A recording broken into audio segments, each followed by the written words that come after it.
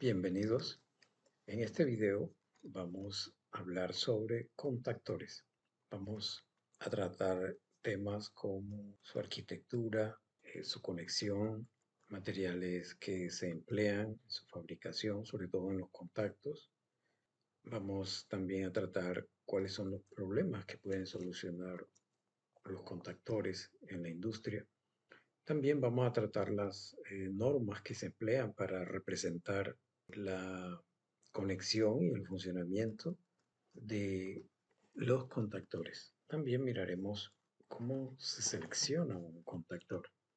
Cuando hablamos de contactores, generalmente lo asociamos a motores eléctricos, pero también se pueden emplear en iluminación, también se emplean para la conexión de transformadores, también se utilizan para la conexión de condensadores cuando se corrige el factor de potencia.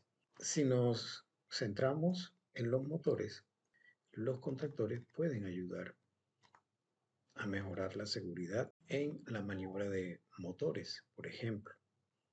En este caso vemos motores colocados a grandes alturas y las características de los contactores de mando remoto permiten fácilmente maniobrar a estas alturas. Estos motores pueden representar cierto riesgo para los operarios. Los contactores también facilitan la operación en sistemas complejos.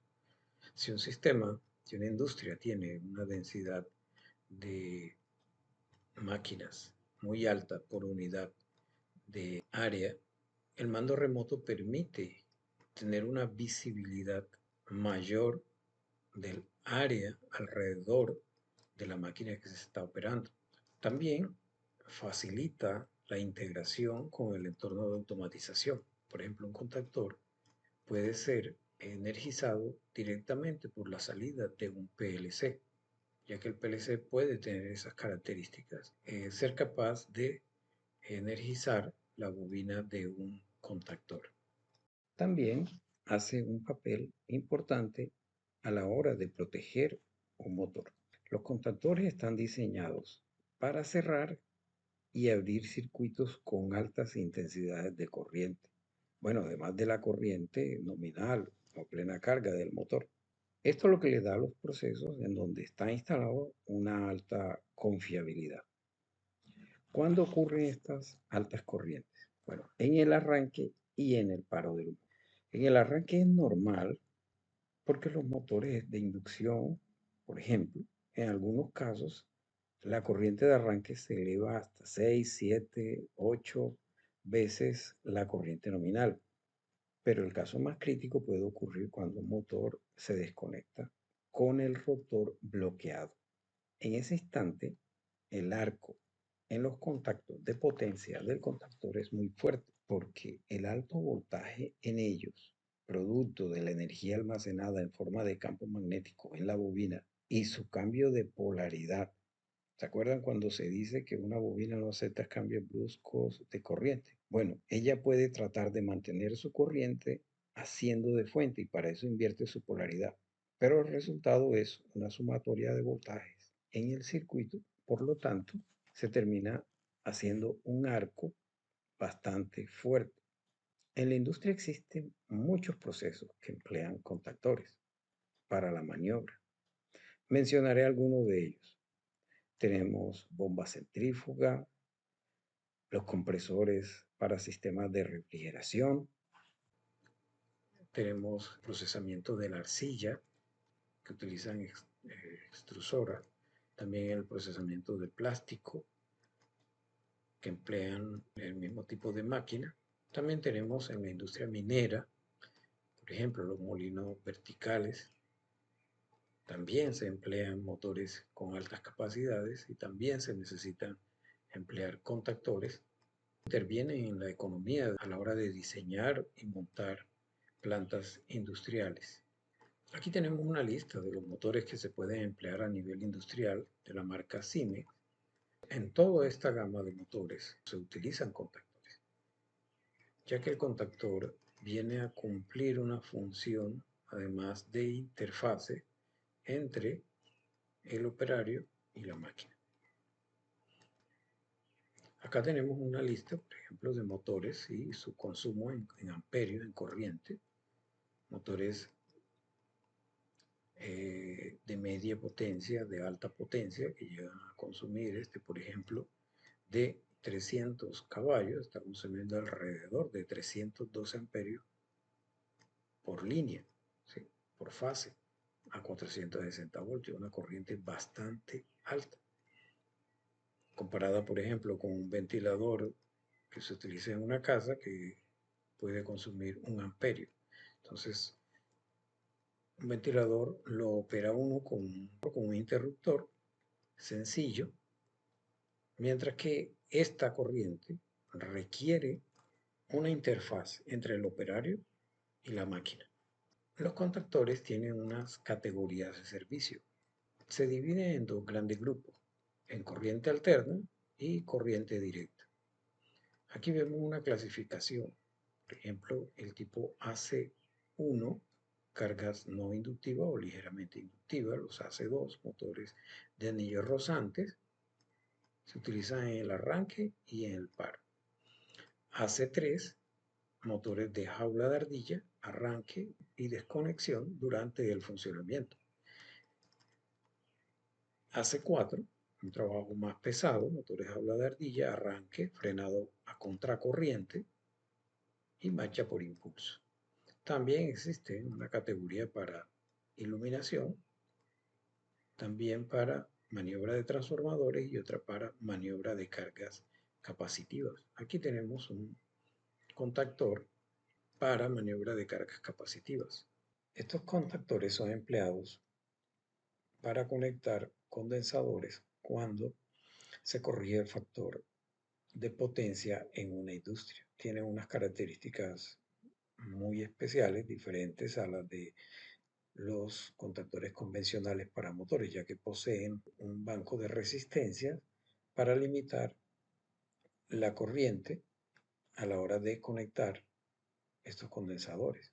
La otra categoría es la de corriente directa, la categoría DC1, cargas no inductivas o ligeramente inductivas, DC3, motores en derivación, y DC5, motores excitados en serie.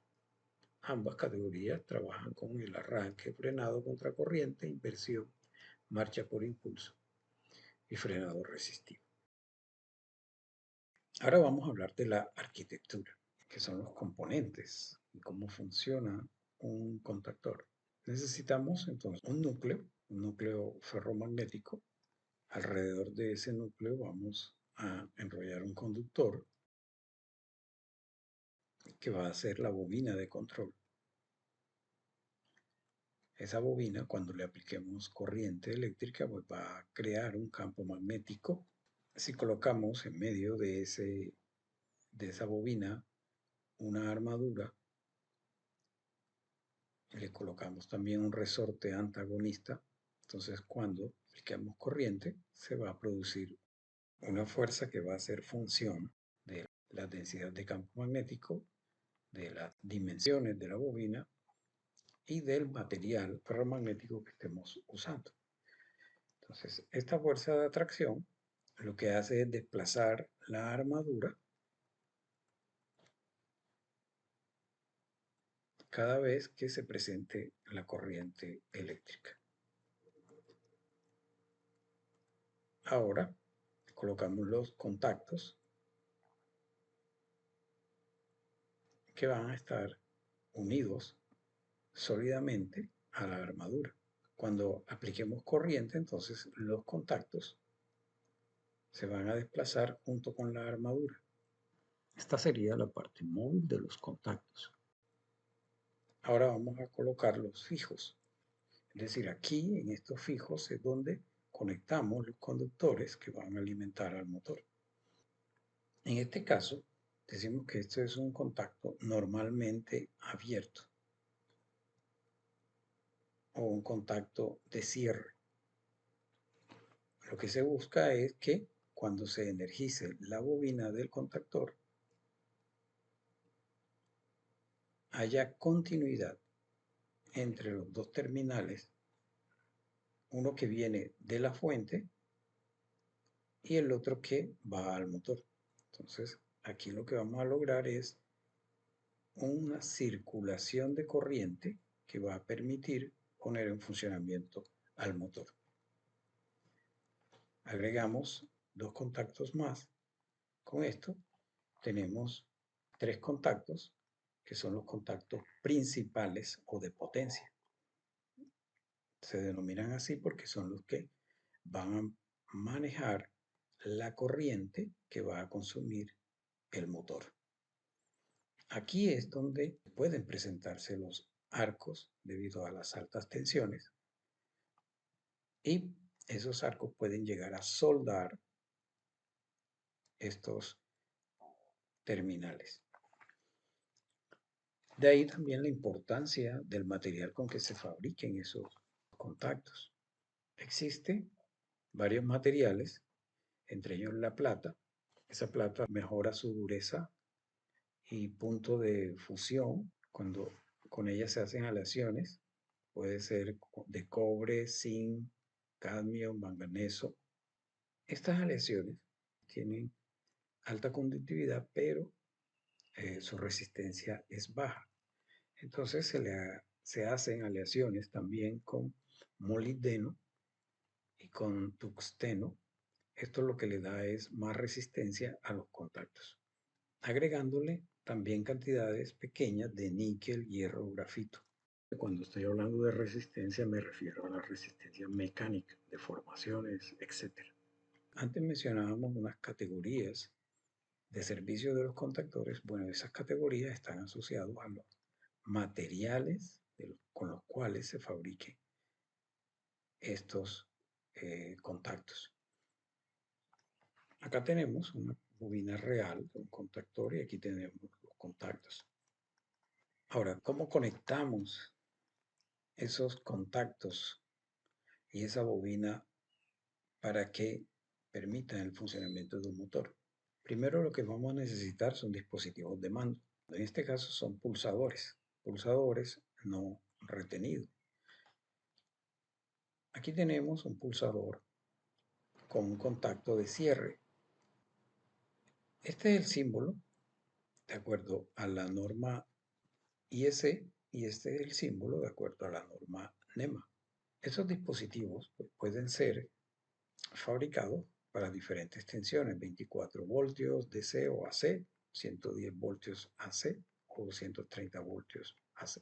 La capacidad de corriente es pequeña, relativamente pequeña, 10 amperios, comparada con la corriente que puede consumir un motor. Es decir, estos dispositivos se tienen que emplear en lo que más adelante identificaremos como el circuito de control. Este contacto de cierre que tenemos acá, lo que hace es darle continuidad a una línea para, en este caso, energizar la bobina del contactor. También se le denomina un pulsador de contacto normalmente abierto. Acá tendríamos otro pulsador, pero con contacto de apertura. Esta es la simbología, cambia. Acá tenemos abierto, acá ya hay continuidad. Aquí abierto, acá ya tendríamos continuidad. Y observamos que su contacto permite el paso de la corriente sin estar manipulado. Miremos entonces cómo funciona este pulsador. Cuando pulsamos el botón, el contacto se cierra. Aquí está sin pulsar, aquí está pulsado. Aquí cambia el estado de no conducción a conducción, igual que acá. Ahora cuando tenemos uno normalmente cerrado, cuando pulsamos este contacto, se abre abriendo el circuito. Cuando retiramos el dedo, pues él vuelve a su posición de reposo. La simbología es esta. Aquí estaría el contacto abierto, porque está pulsado. También está abierto. Y aquí tendríamos el estado de reposo cerrado, el contacto. Entonces, este pulsador, que es normalmente cerrado, se utiliza generalmente para apagar el motor y el contacto de cierre para arrancar el motor. Miremos ahora cómo lo conectamos. Tendremos un barraje, 3 fases R, S y T. De ese barraje vamos a conectar nuestro contactor a través de un pulsador con un contacto de cierre. Conectamos nuestro pulsador a la bobina del contactor y esa bobina va a quedar conectada a 2 fases de la red. Y ahora vamos a conectar nuestro motor. Entonces, conectamos de la fase R a un contacto y vamos al terminal del motor, la fase S a otro contacto y de ahí a la siguiente fase del motor y de T vamos al contactor y del contactor vamos al motor. Cuando pulsamos el botón, lo que logramos es desplazar los contactos de potencia, dándole continuidad a las 3 líneas que alimentan al motor. En este caso, el motor va a estar funcionando siempre y cuando tengamos el botón pulsado. Apenas retiremos el dedo, el motor se apaga. Quiero aclarar que en este caso estamos trabajando únicamente el contactor. No vamos a conectar protecciones todavía, porque solamente quiero enfocarme en cómo funciona el contactor. No las he incluido para simplificar la explicación. Este es nuestro contactor real. Entonces aquí tenemos los terminales para conectar la bobina y los terminales para conectar el motor. Miremos cómo lo hacemos entonces. De la fase T vamos al pulsador. Del pulsador llegamos al terminal A1 de la bobina del contactor y del terminal A2 vamos a la fase S. Conectamos el terminal 1L1 a la fase R y el terminal 2T1 al motor. Luego la fase S al terminal 2L2 y el 4T2 a la burnera del motor. Igual sucede con la fase T. Los conectamos también al contactor y del contactor al motor. Probemos a ver entonces. Cuando pulsamos, los contactos se cierran y el motor arranca. De esta manera es como trabajamos en los laboratorios. Hasta aquí simplemente hemos arrancado el motor, lo hemos puesto en funcionamiento, pero apenas retiramos la mano del pulsador, se apaga el motor. Necesitamos que este motor quede funcionando cuando retiremos el dedo del pulsador. Entonces, para ello, le vamos a agregar a nuestro contactor unos contactos que vamos a denominar contactos auxiliares o de control. Serían estos dos que tendríamos acá y este otro. Y esto es lo que denominamos un bloque de contactos auxiliares. Pueden tener varios contactos, dependiendo de la marca y de las especificaciones técnicas del contactor. Entonces tendríamos un contacto normalmente abierto y un contacto normalmente cerrado. Cuando energizamos la bobina, entonces el contacto normalmente abierto se cierra y este que estaba normalmente cerrado se abre.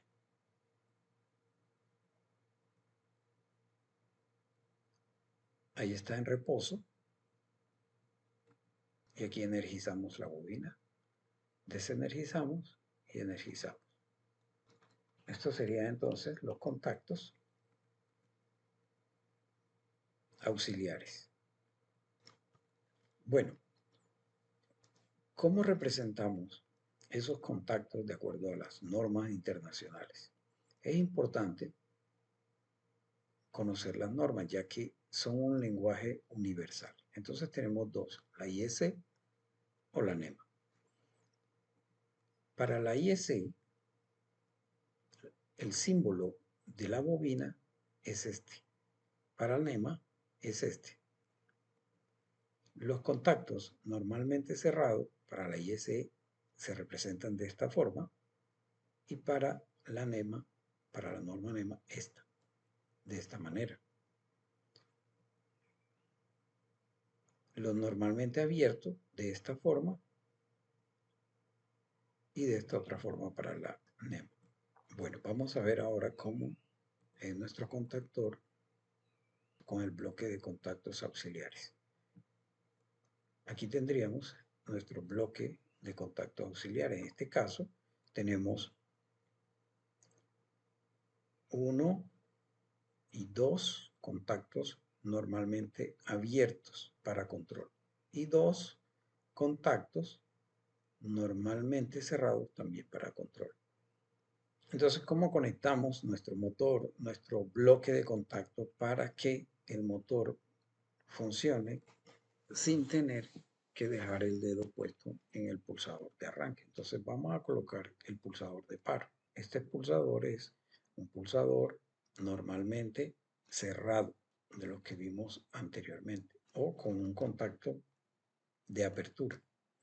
Este sería nuestro pulsador de arranque. Tiene un contacto normalmente abierto. Entonces conectaríamos de la red al pulsador, del pulsador de paro pasamos al pulsador de arranque y del pulsador de arranque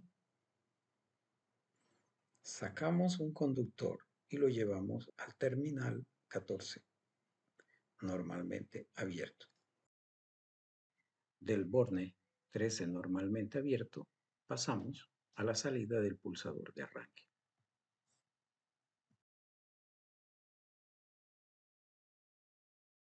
Entonces, los contactos de este pulsador están en paralelo con el contacto normalmente abierto.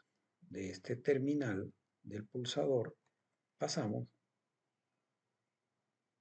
a la bobina, al terminal A1 de la bobina del contactor y del terminal A2 vamos a la fase S. Entonces, esta bobina va a quedar conectada entre la fase T y S. Ya el motor lo teníamos conectado, lo hicimos anteriormente. Este circuito nos va a permitir arrancar el motor que quede funcionando con este pulsador y pararlo con este pulsador de parada. Miremos las características técnicas de este tipo de contactores. Para este caso, estamos hablando de un contactor Siemens, tensión de mando 110 AC, 220 AC, 24 voltios, 48 o 440 voltios. Aquí tenemos las categorías, ¿no? Para AC1 y AC3. La selección del contactor depende de la potencia del motor que se vaya a trabajar. En este caso, si el motor es a 220 y tiene 2 caballos, se puede utilizar este tipo de contactor. Pero si el motor, estamos hablando de un motor de 6 caballos a 440 voltios, entonces podemos utilizar cualquiera de estos. Sin olvidar, por supuesto, la tensión de mando y el número de contactos auxiliares que se vayan a necesitar. Bueno, pero sigamos con la conexión, el funcionamiento del contactor y el funcionamiento del motor. Cuando pulsamos el botón de arranque, la corriente va a circular a través del pulsador de paro, porque está cerrado. La corriente va a circular también a través del pulsador de arranque, porque en ese momento el contacto está cerrado. Y de este terminal del pulsador de arranque pasa a la bobina del contactor, por lo cual se van a cerrar los contactos de potencia y de control del contactor y permite el arranque del motor. Repitamos nuevamente, aquí está apagado, sin energía el contactor y apagado el motor. Acá pulsamos y arranca el motor. En este momento tenemos el dedo pulsando el pulsador de arranque. Si retiramos el dedo, ya la corriente no va a circular por el pulsador de arranque, sino que va a hacerlo solamente por el contacto auxiliar, que en este momento está cerrado, manteniendo el funcionamiento el motor. Al pulsar el pulsador de paro, abrimos el circuito, se desenergiza la bobina porque se abre totalmente el circuito. Este pulsador que estaba abierto sigue abierto, los contactos se abren y se apaga el motor. Es importante anotar que el circuito queda habilitado para reiniciarse en cualquier momento. Hasta ahora hemos aprendido a conectar el contactor que permite el funcionamiento del motor y hemos también entendido su funcionamiento, pero una competencia que deben desarrollar es cómo esas conexiones y ese funcionamiento llevarlo a un diseño. Para eso vamos a representar las conexiones y el funcionamiento, lo que se denomina circuito de control y circuito de potencia. Lo vamos a representar a través de las dos normas, la IEC y la NEMA. Iniciaremos con el circuito de potencia. Entonces, de la fase R vamos al terminal 1L1 del contactor, que sería este,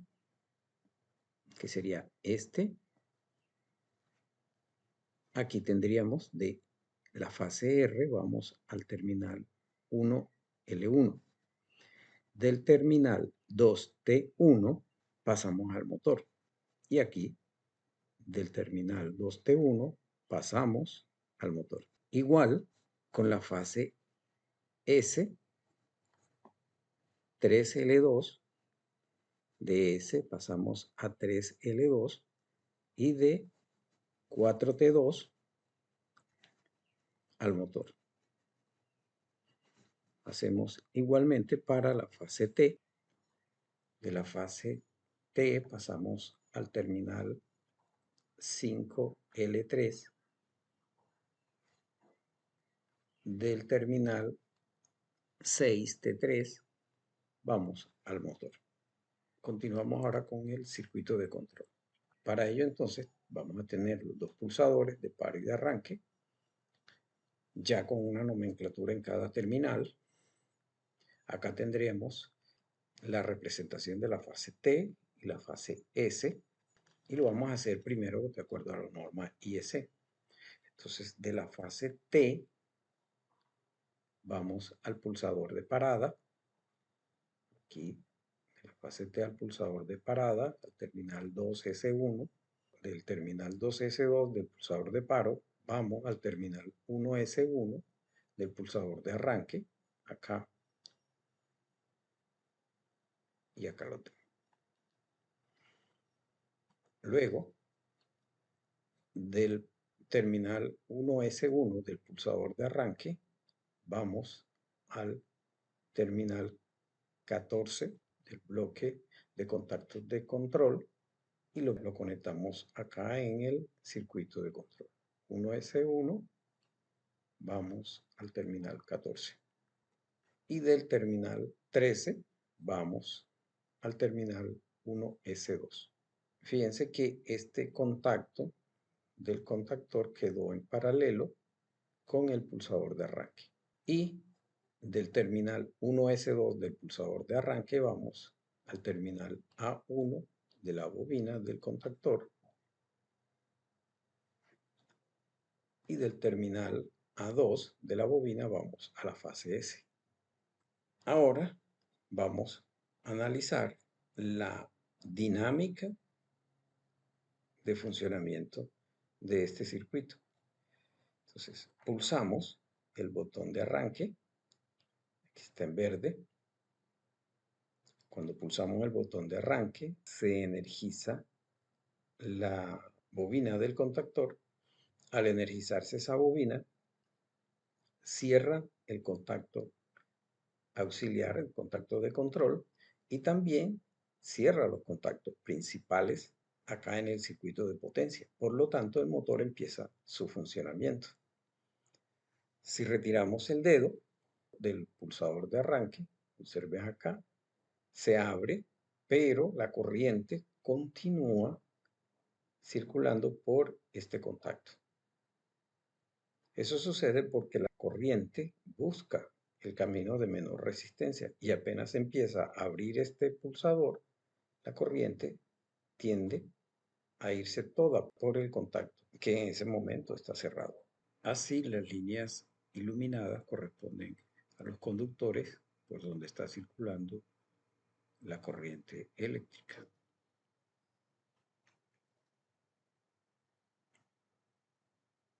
Si pulsamos el pulsador de parada, lo que estamos es abriendo este circuito, por lo tanto se desenergiza la bobina del contactor, se abre el contacto auxiliar y se abren también los contactos principales, por lo cual el motor se apaga inmediatamente. Si retiramos el dedo del pulsador de paro, el sistema de control queda habilitado nuevamente para arrancar el motor en cualquier momento. Ahora les voy a mostrar el circuito de acuerdo a la norma NEMA.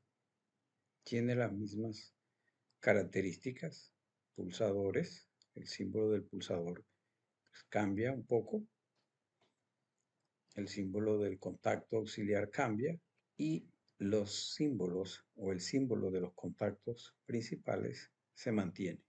El símbolo de la bobina cambia.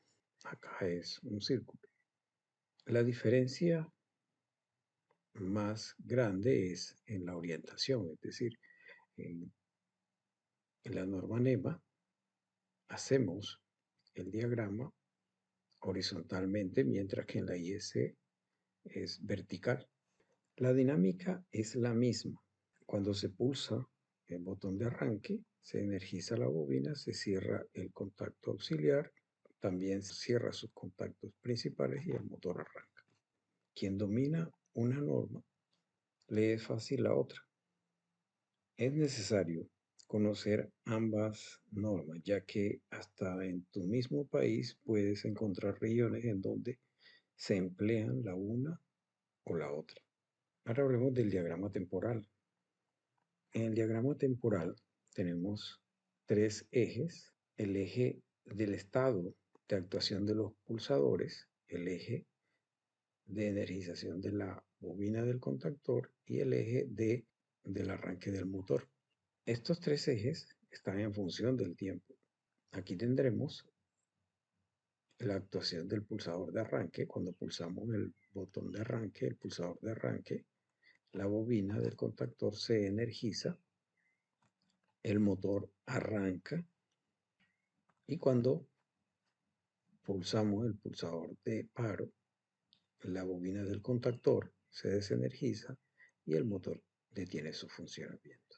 El diagrama temporal es un esquema secuencial en el tiempo de las acciones que se realizan en el sistema físico. Bueno, de un sistema físico real instalado, tenemos los circuitos de control y potencia, que son un modelo circuital con una lógica combinacional, y con ese modelo elaborar un diagrama temporal que sea fiel a la dinámica del sistema físico. Y lo contrario, ¿no? Es decir, de una secuencia temporal fruto de una necesidad industrial. Por ejemplo, se desea controlar un motor que cumpla tales condiciones, pasar a un sistema físico que solucione esa necesidad a través de un diseño, que no es más que el circuito de control y el circuito de potencia. Esto es lo realmente importante, porque cuando se enfrenten a la realidad laboral, ambos escenarios se pueden encontrar Con estas competencias es más sencillo diseñar, hacer montajes, hacer mantenimiento. Aquí porque tenemos un contactor, pero en un proceso industrial pueden haber 3 contactores para arrancar un motor. Así el esquema físico es complicado, mientras que los circuitos de control y potencia facilitan el diseño, la interpretación y el modificar. Además, por ser un lenguaje universal, no importa quién los haga o quién los use, siempre se entenderá. Miremos cómo un contactor puede influir en la economía y en la seguridad en una instalación industrial. Para este caso, por ejemplo, tenemos una subestación, un tablero general. De ese tablero pasamos a la sala de control. En esta sala de control tenemos tanto los dispositivos de mando como el de maniobra, que sería el contactor, y de ahí vamos al motor que está a una gran altura. Aquí estaríamos utilizando estos conductores de potencia de buen calibre para poder alimentar al motor. Pero si hacemos este cambio, pasamos los dispositivos de maniobra para el tablero general, ya nos estaríamos ahorrando los conductores de potencia que llegaban y salían de la sala de control, y necesitamos solo los conductores de bajo calibre y costo para los pulsadores de mando. De igual manera podemos también ubicar los contactores muy cerca al motor, pudiendo también maniobrarlos desde la sala de control, es decir, remotamente. De esta manera se puede operar de manera segura y también puede economizar a la hora de hacer las instalaciones. En este caso tenemos un PLC que controla el encendido del contactor, ya que a través de su salida podemos energizar la bobina del contactor. Esto con respecto a la automatización cuando se trabaja con motores. Y por último tendríamos el contactor acoplado al relé térmico que permite la protección del motor por sobrecargas. En este caso el contactor abre el circuito, es el encargado de abrir el circuito de alimentación al motor. Pero esto lo veremos en un video próximamente.